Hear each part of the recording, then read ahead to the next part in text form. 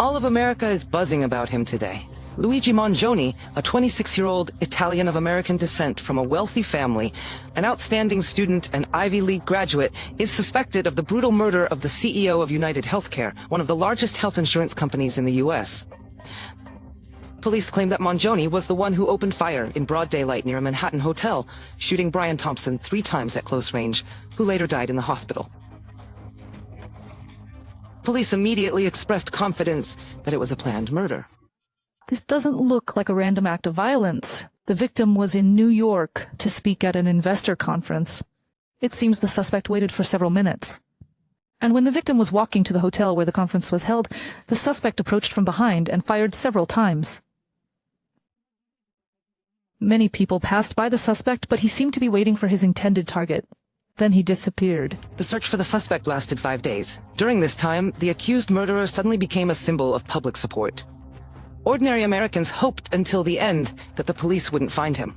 They promised not to turn him in, calling him a modern-day Robin Hood and the real John Wick. They tore down posters with his photos, urging people to help him hide. And when he was finally caught in Pennsylvania, social media exploded.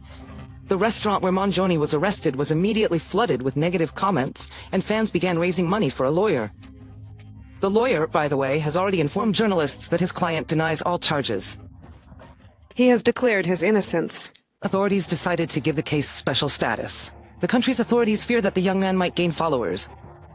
On the streets of Manhattan, opponents of the political elite and corporate America are already posting flyers with wanted signs and crossed-out photos of new victims. And among them are exclusively top executives in the healthcare sector.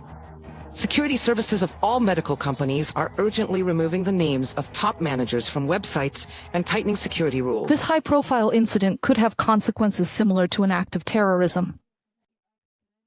And that's why our task is to ensure that we take any threats very seriously. The crime exposed a festering sore, the irritation and anger of Americans towards the health insurance system. Luigi knew this firsthand, leaving a coded message on 3 shells. Deny, defend, depose.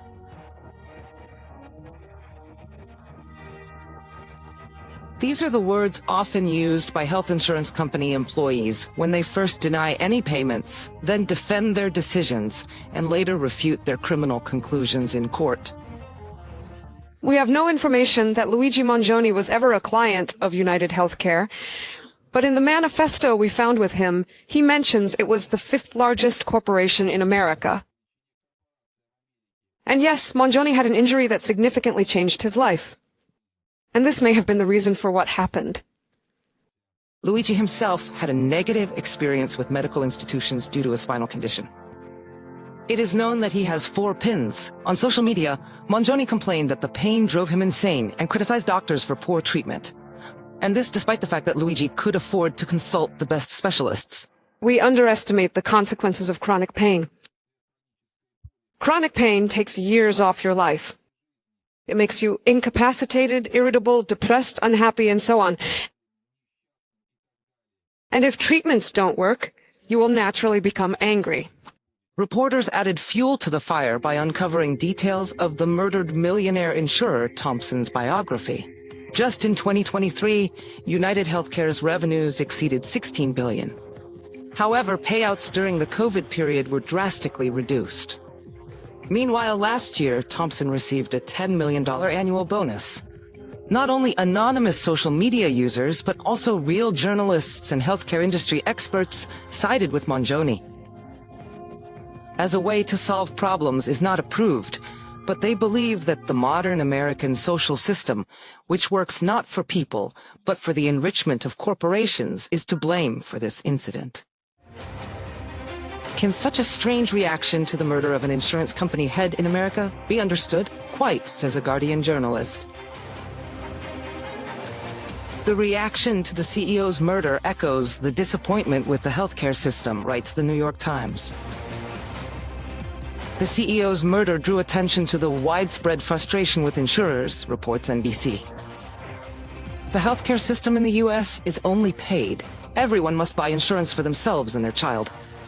For employees, it is usually paid by the employer or the state, if it concerns retirees and the disabled. But the catch is that insurance doesn't cover the full cost of treatment. And according to statistics, due to insurance companies' refusal to pay for treatment, 26,000 people die in the U.S. every year.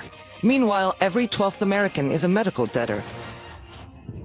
This is completely inappropriate and insults the intelligence of the American people and their life experience. The Mangione case indeed looks like a modern Robin Hood tale, adapted to a world where only a few in the U.S. have access to quality healthcare, and the majority have only pain, debt, and years of accumulated despair. It's no surprise that Luigi's trial is being postponed. Authorities simply cannot find jurors. They would immediately acquit him. Olga Davidovich on the main broadcast.